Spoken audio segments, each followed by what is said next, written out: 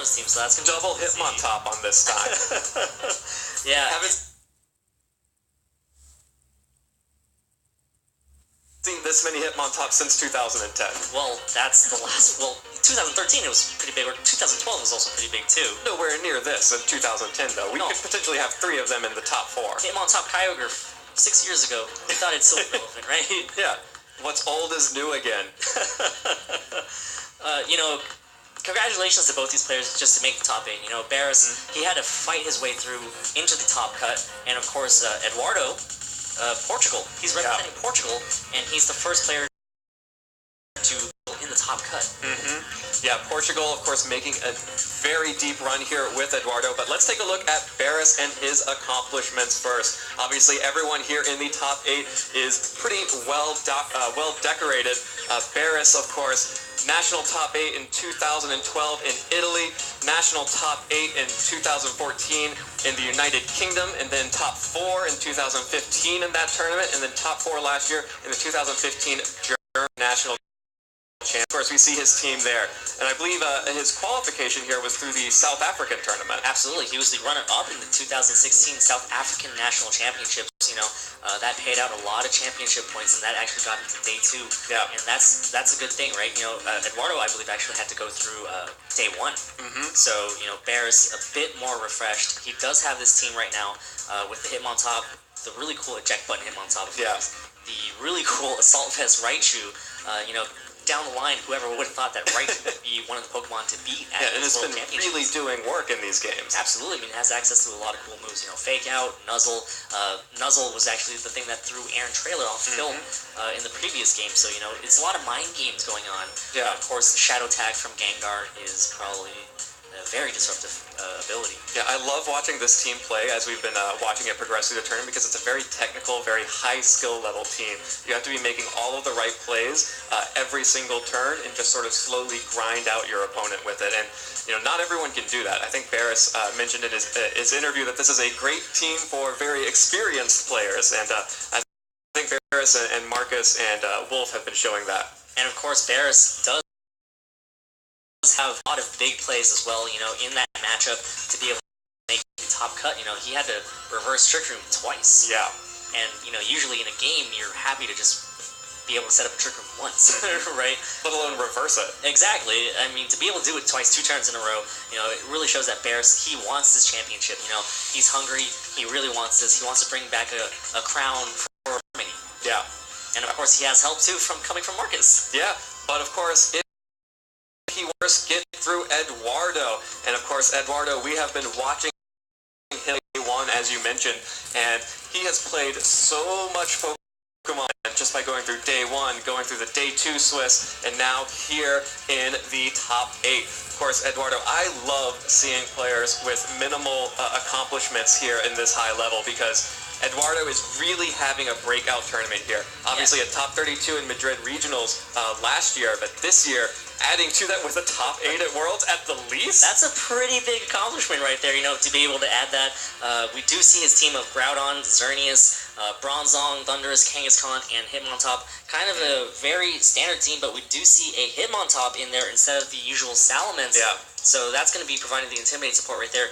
I'm not sure if that's going to be playing too much of a role in this this matchup right now, because looking at Baris' team, of course, nothing really is going to be threatened by that Hitmontop. Yeah, I mean, it's very interesting. A lot of players, like Eduardo, have decided to drop the Salamence out of this Xerneas Groudon. Really key in a lot of the Rayquaza matchups, which, of course, he will be going up against Baris' team. And, you know, we saw that Aaron had this Salamence last time, didn't do a whole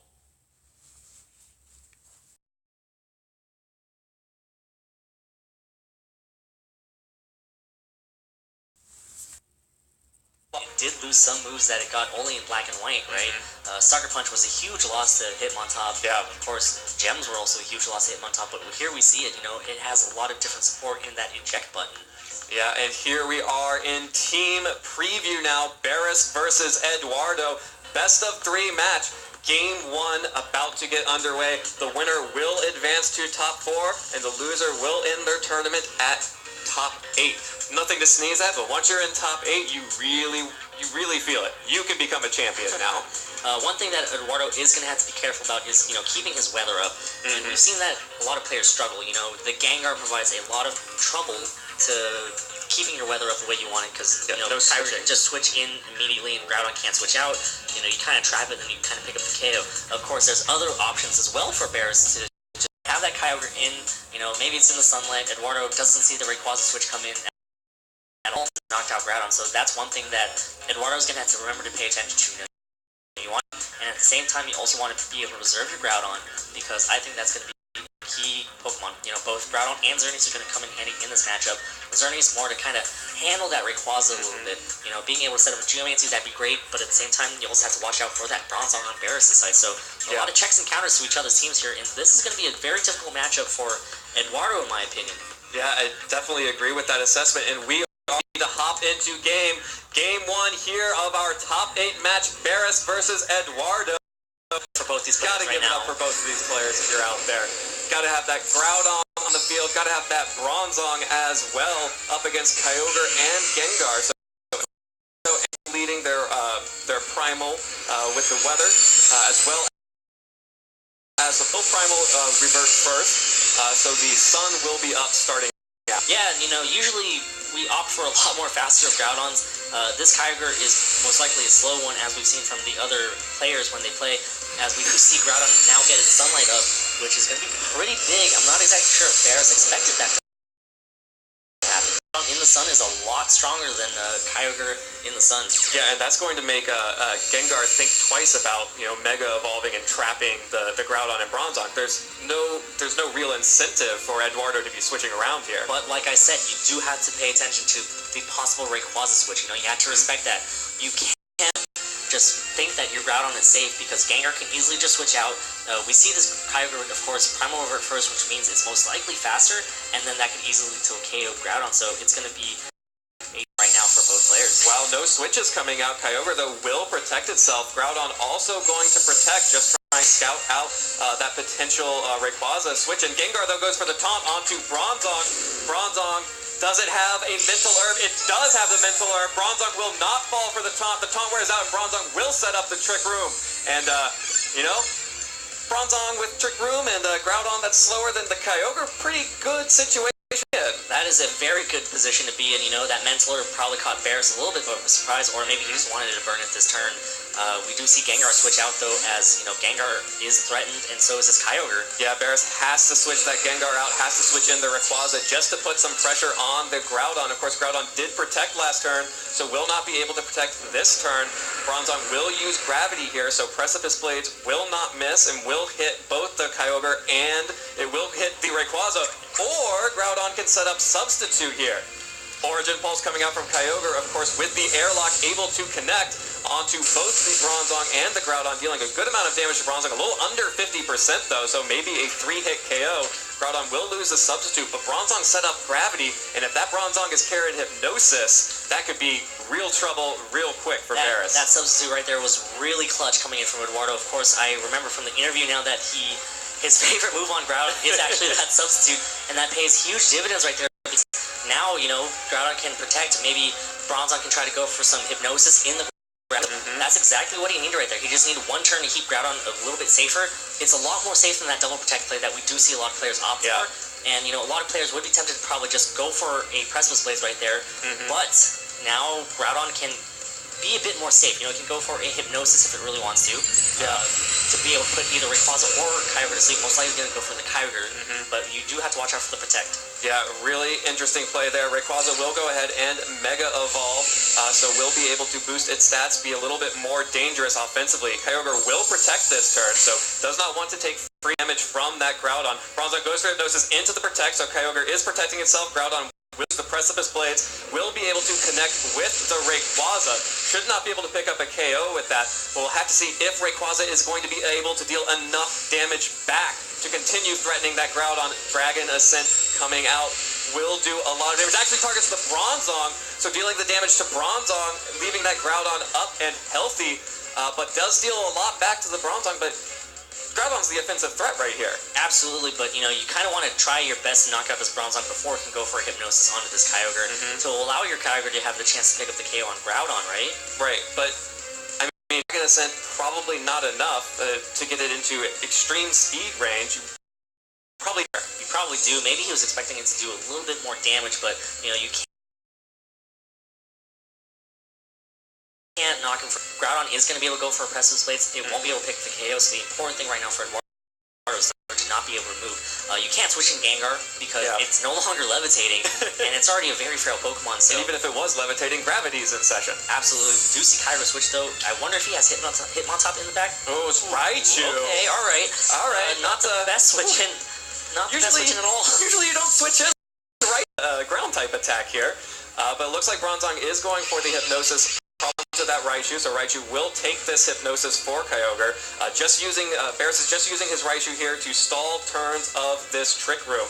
Will not be able to connect with Rayquaza because of the Protect, but will hit Raichu. Raichu has been very bulky this tournament, but not bulky enough to take a Precipice Blades from Groudon here. Absolutely, and you know, that is kind of a play that you have to make right there, right? You know, maybe Baris looked at this situation and he thought to himself, okay, my Raichu isn't as important as both Rayquaza and right now, right? Yeah.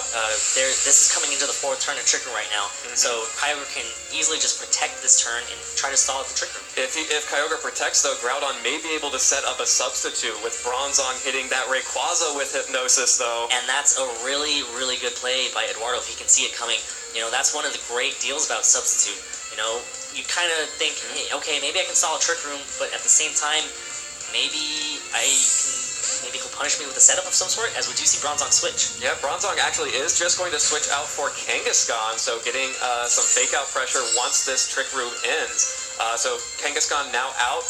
Kyogre will protect this turn, so not going to take any damage from the Groudon. Rayquaza also going for double protect right there, double protect from Baris. That could be a free substitute if Groudon goes for it. It does not, so Groudon will just go for the Precipice Blades. No damage dealt, and another turn of Trick Room stalled, and Trick Room has ended. Yeah, so huge double protect right there. Otherwise, it would be Kyogre versus Gengar. Kangaskhan does come in, does have some fake out support right now. So Kyogre did just use Protect. That is going to be pretty big, yeah. You can easily fake out this Kyogre right here. Unfortunately for Kangaskhan, it does not enjoy the matchup versus Gengar as much. So it's still anybody's game. You know, Baris isn't out of it just yet. He was able to successfully stall out a Trick Room, which is big. Yeah. Big play. As you said, a substitute from Groudon would have probably blown the game wide open for Eduardo, though. Yeah, I mean, Trick Room is one of archetypes where you really need to win the game under Trick Room, so just by stalling it out, Baris may be in a position to take this game back. Kangaskhan will go ahead and Mega Evolve, use the Fake Out onto Kyogre, so going to make sure that Kyogre can't move. Groudon will be able to get an attack off unless this Rayquaza is going to be able to do enough damage back. So another Dragon Ascent coming out from Mega Rayquaza is going to target down Eduardo's Pokemon, will hit the Groudon, deals a lot of damage, but not enough, so Groudon will stick around, will be able to get another Precipice Blades off onto both of these Pokemon. Kyogre flinches from the Fake Out. Here come the Precipice Blades, connects with both Pokemon, will definitely pick up Rayquaza. How much damage will it do to Kyogre? So much damage, Kyogre, a critical hit! Left with only 14 hit points, that's in Sucker Punch range. Absolutely, you know, gravity does return to normal, so Gengar is levitating right now, which is kind of a good position. But at the same time, you know, it's going to be 2 versus 4. Kyogre, of course, is heavily damaged. It's in range to get out. And you know, we do have the Bronzong over on Eduardo's side. So, it looks like he actually chooses to forfeit. Yeah, just wants to go ahead and go into game 2. Doesn't want to spend any more time here in a lost game. So really well played there from Eduardo. We mentioned he needed to win under Trick Room, and it looks like he got himself into just enough of a position where he could. Obviously, the critical hit onto that Kyogre, dealing a lot more damage than Baris would have liked. But pretty well played from Eduardo. I feel like Baris, if I'm Baris, I'm not too worried about how that game went, though. No, absolutely not. And, you know, Eduardo played that perfectly. You know, like I said, you have to respect that Rayquaza switch in. And what did we see? We saw the Rayquaza switch in, but you know, Eduardo had something for that. You know, he kind of protected himself from that with that substitute. Okay, if Rayquaza comes in, my substitute gets broken. If not, I'm hiding behind a substitute, and you know, Groudon hiding behind a substitute is a very threatening position because you have to hit it multiple times. You know, like Groudon itself is a naturally bulky Pokemon. You're gonna have to hit Groudon about 3 times in order to actually be able to pick up the KO. So Baris right now has to go back to the drawing board. You know, he had a lot of great pieces of the puzzle, but I think he just needs something a little bit more. he obviously now knows a lot more about Eduardo's team. Yeah, I wanted to talk about that. The mental herb on Bronzong, substitute on Groudon. Pieces of information. The fact that, you know, Eduardo's Groudon is also slower as well. So that's going to be big to know. And, man, you know, this is it. You know, game 2 here, Eduardo 1 game away from moving on to the top 4 of the World Championships. Yeah, Portugal in top 4, or Baris could join top 4. But he will need to win 2 more games versus Eduardo's single here. And, you know, personally, I would much rather be in Eduardo's position here. Game 2 right now, Eduardo kind of has a game to kind of play around, you know, maybe make some bold predictions that he wouldn't do if his tournament life was online. Yeah. But of course, you know, Baris now, with his tournament life online, he's a player that is known for making big plays. Yeah. So maybe we're going to see some big plays right now from Baris to kind of claw his way back in the set and take this victory. You know, we've seen it before. We've seen Baris go for double trick rooms to be able to pick up victories, you know. I think that's the thing, you know.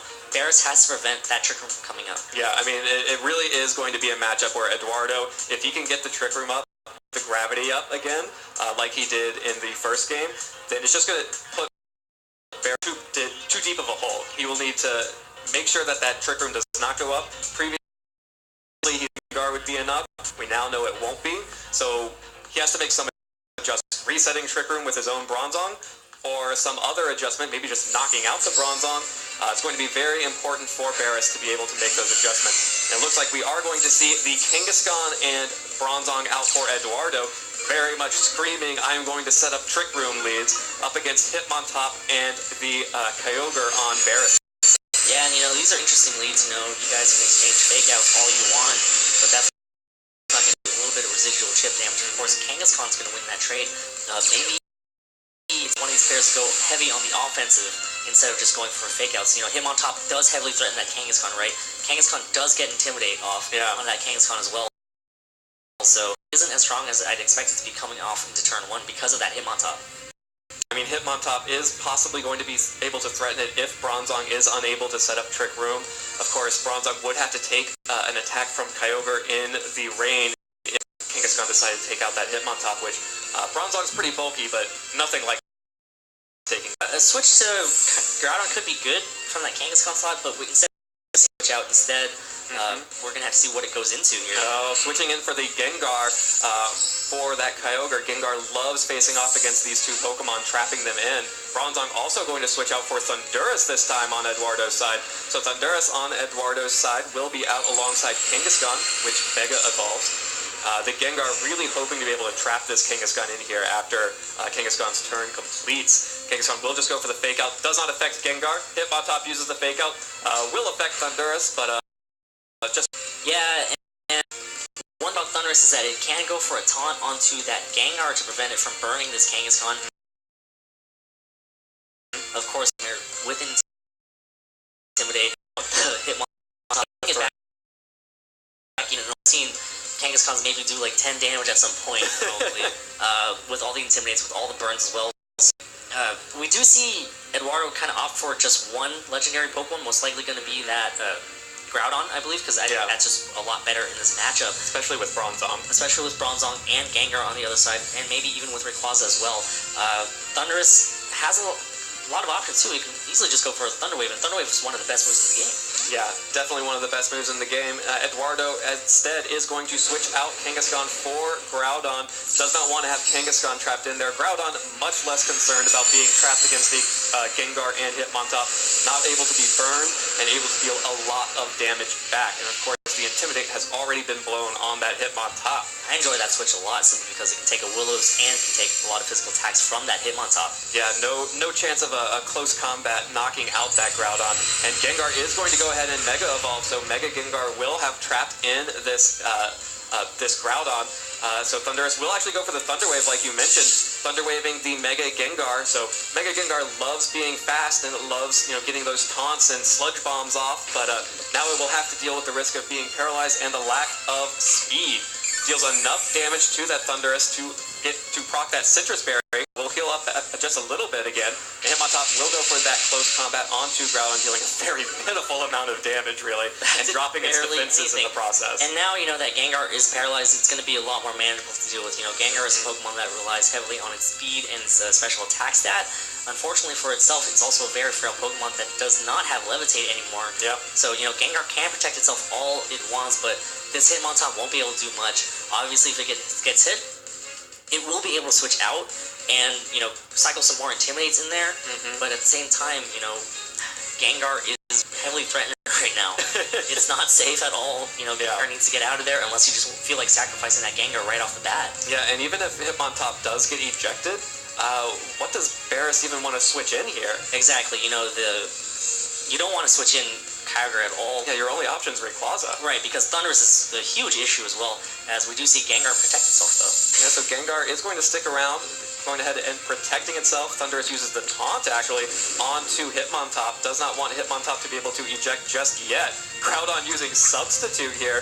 Looks like it may be just enough damage from that close combat to break the Substitute, though. So we'll have to see if Hitmontop is going to be able to break the Substitute this time. Yes, oh, yes, it is able to break it. Fade. Huge fade right there, as we do see Hitmontop now with 2 stages of decreased defense. This Precipice Blade is going to do a lot of damage anyways. Yeah, I mean, even Thundurus, if it has a Thunderbolt or something like that, may be able to deal enough damage. And a very good taunt right there, too. You know, maybe he was expecting to switch, but also... Or Wide Guard. Right, he's probably expecting the Wide Guard right now, so... huge taunt right now, and Baris is kind of threatened. I'm not exactly sure if Precipice Blades will be able to pick up the 2-hit KO. It's going to be close, or not the 2-hit KO, but the 1-hit KO off the 2 stages of decreased defense. As we do see Gengar switch out, does not want to stay in at all. Yeah, Gengar switching out for Rayquaza, so Rayquaza will be on the field, will be able to avoid a Precipice once from this Groudon here. Thundurus just goes for the Thunderbolt on that Rayquaza slot. Used to be Gengar, deals a lot of damage back. But here comes the Precipice Blades from Groudon. Will connect with Hitmontop. May be able to get the 1-hit knockout with both of those drops. Ooh, it is! 1-hit KO. Hitmontop goes down, not able to eject. I mean, it gets to go back home anyway, but it's not coming back. Yeah, exactly, and doesn't get to go in and try to recycle more Intimidate, so that's going to be a huge knockout right there, you know. Heavily relying on that Intimidate to go is, I think, a key part of this team, you know, being able to switch out a lot. It's a very defensive-oriented team, and that's what makes this team so great. As we do see Kyogre switching, going to bring the rain. It's in the weather that it wants. Of course, it's not going to be boosted at all, but Thundurus out on the field, it can go for a Thunder Wave onto either Rayquaza or Kyogre, and both Pokemon being paralyzed is not something that Baris really wants. Yeah, we'll have to see what happens here. I mean, we do know that the Rayquaza and Kyogre are both faster than that Groudon. So Groudon is the slowest thing on the field right now. So Thundurus should not be able to get a KO on either of these Pokemon. Most likely just going to have to try for Thunder Waves to set up for the Kangaskhan or something else in the back for Eduardo. But really, if that Groudon goes down, that's a lot of Eduardo's offense that will be taken care of. Right, and that's one thing that you want to protect. You want to protect this Groudon right now. A Thunder Wave will be able to do a lot of work right here, as we do see Rayquaza switch into that Gengar. So... paralyzed Gengar back out on the field, trying to take a Thunder Wave most likely. Yeah, just trying to protect that Rayquaza as much as possible. Gengar now out on the field. Bronzong is the switch in for Eduardo. Wants to be able to reset that weather very shortly. Thunderbolt, though, onto Kyogre, just going very aggressive. Deals a good amount of damage. No losses. Origin Pulse will connect, though.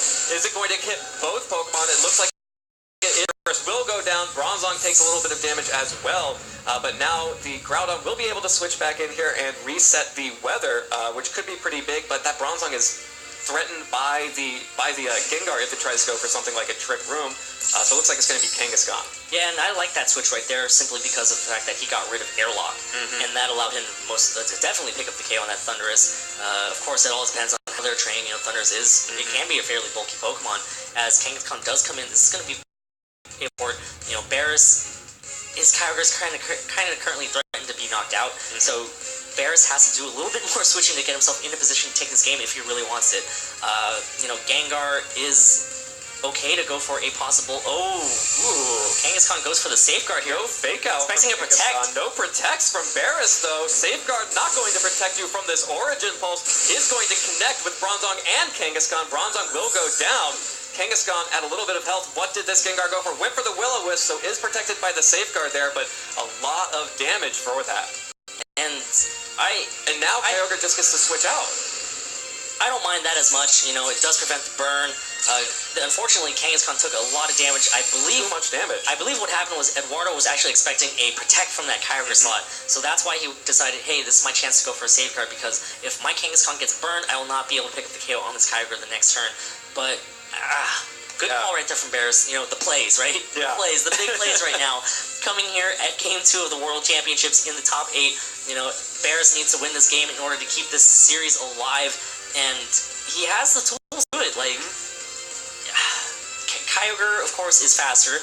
It does appear, is Groudon going to be able to connect on his Precipice Blades onto this Gengar, though? Yeah, Kangaskhan going for the double edge into Kyogre. Goes for the Fire Punch, actually, onto Gengar. So Fire Punch will not miss. It will just hit Gengar, pick up the KO there. And now, by not switching out that Kyogre, Baris has no way to reset the weather here, so will not be able to use its, Kyogre will not be able to use its water-type attacks. Except for the Airlock, though. Except for Airlock from Rayquaza in the back. I forgot about Rayquaza. Yeah, and I can't believe I forgot about Ray. Kangaskhan is heavily weakened right now. It's going to be really close. The Extreme Speed might be able to pick up the KO from this range. It's so close. It's too tough to call right now. It's still in Baris's hands. You know, safe call right there from Eduardo. Go for the Fire Punches at that Precipice Blades, simply because it will not miss. Maybe if Gengar decided to switch out, maybe in that Rayquaza, I can at least hit it and go for some chip damage as well. So this is still really close, and it's still anybody's game. Like, there's so many mind games, there's so many possibilities. Rayquaza can go for an Extreme Speed onto that Kangaskhan, can go for a Dragon Ascent onto that Groudon. They could even possibly go for a Dragon Ascent onto that Kangaskhan, depending on how fast they are. Yeah, possibly as well. We do take that Origin Pulse kind of like the champion, so we do see Rayquaza go for the Extreme Speed instead. Going for the Extreme Speed, it is not! Kangaskhan just barely holding on. Will connect ledge onto Kyogre. Is that enough? It looks like it will just be enough. Kyogre will go down to the double edge. Eduardo's Kangaskhan will knock itself out from the recoil. This Groudon alone against the Rayquaza. Neal enough damage with this Fire Punch. Actually, the substitute. I really like that play. The substitute. I really like that play because now, if you want to for sure substitute, you're going to have to go for the Dragon Ascent and lower that defense.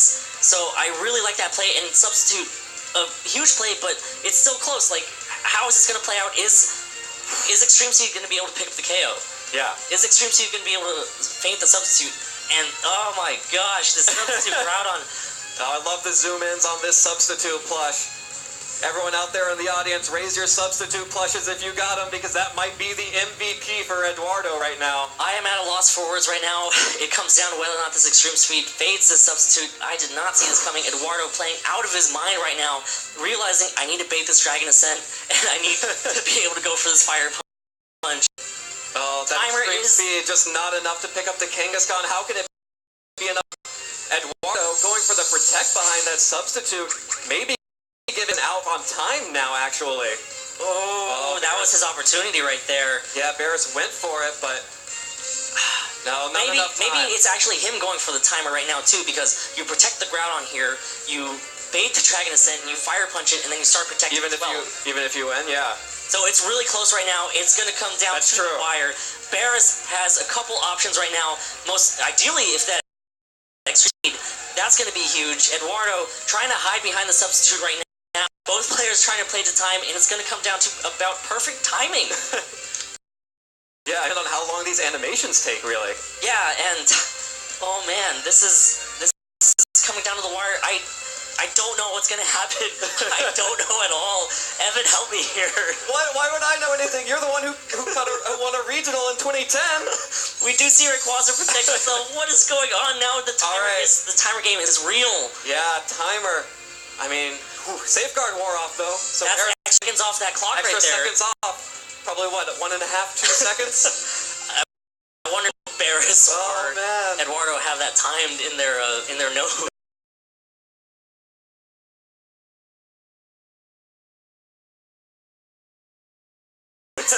That play for time. I don't know. I don't think he has the timing right here. Because after this turn, if he protects here, you have to go for the Rayquaza can protect next turn, and I'm not sure that he has enough time. You have 45 seconds every time you make a turn. That's a minute 30. It's a bit off, but we'll have to see. Maybe Maybe Eduardo is taking a bit too long for this turn. It's so close. I don't know, Evan. Don't know. All right. Go for the fire punch. I say go for the fire punch. Here's Dragon Ascent. No protects right here. So he's going for the fire punch. Is it enough? Connects with the Dragon Ascent. Will be able to break open that substitute. Here comes the fire punch. Eduardo, this fire punch will send you into the top 4 if your Groudon can do it. Rayquaza drops its defense. Fire punch from Groudon. No boost from the sun because of the air, but the drop isn't enough. It is not enough. Rayquaza holds on with 29 hit points. Oh boy, the timer was not enough either because looking at it now, really close right now. It's going to come down to the wire. Groudon does have a little bit more health, but again, it comes down to hit point percentage of the team. Yeah. So it depends on how the team is trained and how much hit points it had total. It's coming down to the wire, everybody. What? Yeah. This may be the case where we just don't know who will win until the very last second. Oh, Evan, my God. Evan. Three. I don't like this situation at all because my heart is pounding. I'm at a loss for words right now. It's going to be a hard timer match right here. There's the protect animation. Does go past the 45 seconds right there. This is the last turn of the game. It's going to come down to the wire. Percent hit points of the team. Who has the most hit points? Groudon does have a couple more hit points, but of course, it comes down to how much hit points was brought to the match in total. Which Pokemon did he bring? He brought the Rayquaza, Hitmontop, Gengar, and the Kyogre. Yeah, so Kyogre. I don't think we can do that much math in time, so I think we're just going to have to let the game decide who the victor is. Oh, man. Again, for those of you guys who are tuning in, the way the tiebreakers work, of course, is going to be who has the most Pokemon remaining, and then after that, it's going to be who has the total percentage of hit points remaining from the team, and then after that, it's just whoever has the highest hit point number. Yeah. And 3 seconds till 2, 1, and 0. That is it. Time who has here. won game 2? Who is it? I think it might be Eduardo. Oh, it's going to be so close. Time has run out. The battle is over. Eduardo! Portugal advances to the top 4, and the crowd is going crazy for Eduardo. What a way to play to your outs right there. You know, we've talked about it all day. Play to your outs, and Eduardo realizing time is the play. Wow. Look at all that excitement. The pop-off, pretty much. I am with you, Eduardo. I had no idea how that was going to go down. Baris and Eduardo embracing on the stage. Eduardo making sure to give Baris his due for an amazingly played set. Literally came down to the final second. Evan. What? I did not expect to cast that we didn't do this in rehearsals. What are we doing? Eduardo Cunha of Portugal moves to the top 4. The first Portuguese player to make the top cut here at the World Championship. He makes it all the way to the top 4 after defeating a very strong opponent. I mean, we saw exactly how important that was, how good of an opponent that was. Baris, really well played. I really don't have the words for what we just saw. You know, Baris realized that he had to make the plays that game to try to come back, and one of the biggest plays right there was to not protect his Kyogre in the threat of a fake out. Yeah. Right? And instead, it paid off for him so well. It put him back in contention to be able to come back, and unfortunately for Baris, you know, substitute Groudon from Eduardo. Oh, so clutch. So clutch in both games. You know, it was able to set up perfectly for him in game 1. You know, I respect that Rayquaza switch in. I see it coming, but guess what? You're not going to be able to touch my Groudon for this turn.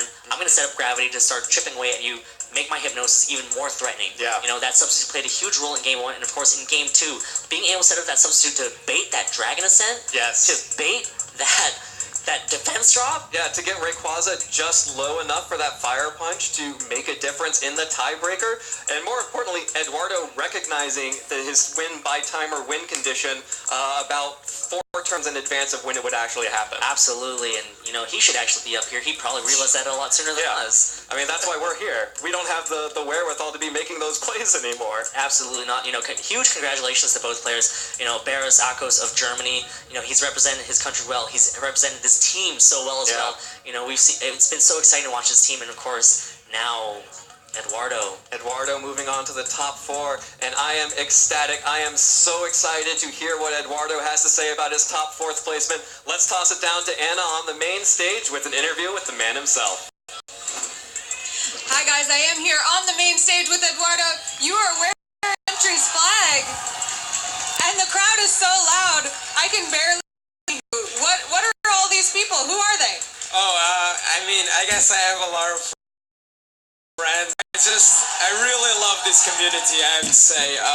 Everyone is so friendly, and I'm really thankful to be a part of it and to have so many people cheering for me. It's just so amazing. Thank you all, guys. You're the best. To get to this level of the competition and to represent your country this way must feel pretty special. Do you have anything you want to say on behalf of your country? Of course, yeah, first of all, I like to thank Claudio Serpa. He's always been helping us, developing the community. I gotta say, I'm really thankful to him. If it wasn't for him, I wouldn't be here. All the tournaments he organizes, he's always worries about the community. And I'll also like to thank to everyone who came, everyone who cheered me on. I have some friends over there. They're mostly TCG, but they're Portuguese and they're cheering for me. And I just gotta say, I don't know how to describe the pride I'm feeling of representing Portugal this way. I'm just happy. Yeah, I mean, we've talked a lot about all of these people who are so proud of you, but let's talk a little bit about you. What does this placement mean to you? What did you do to prepare for this, and how does it feel to get here? Well, for the past 3 years, coming to Worlds has always been a dream for me. Unfortunately, I've never been lucky enough to do well at national tournaments, from getting sick to getting some unfortunate sandwich-related events. I always said I never managed to actually make it through until this year. I got my invite, and luckily, thanks to the support of my mother and also the Spanish community, organized the tournament, and I ended up winning, so I got some money to help. So I managed to come here. I made it to day one, which was like, I didn't expect that, and then just go through day two, top cut, and I'm top four.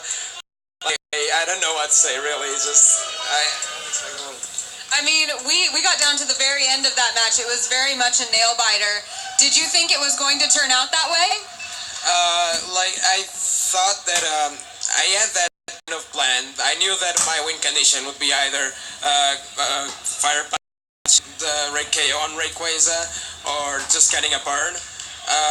Then I noticed that the timer was running down a few turns prior, and I figured that a solid win condition would be to use substitutes, protect, and then stall out. I was really unsure about the HP percentages. I knew that my opponent's team had way less HP stat on most of his Pokemon. He had Pokemon like Hitmontop, which is not known for his high HP stat. So I was really afraid that despite my higher stat number, the percentage wouldn't be enough. Luckily it was, and yeah, I'll be happily representing my country tomorrow in top 4. Yeah, now we know a lot about who that top 4 is going to be. How do you feel about your competition there? Oh, well, I gotta say, from what I know, I have already 2 great friends of mine in Marcus and Wolf. We've been practicing a lot together as well, so it's great to see that they made it. It's also great to see that they are both using Hitmontop and Bronzong just like me. And yeah, it's just, they're really happy that good group of friends made it to the top 4. I say, like, it's just so amazing. Well, we will let you go celebrate with all these wonderful people. Thank you so much. And guys, we'll be right back after this.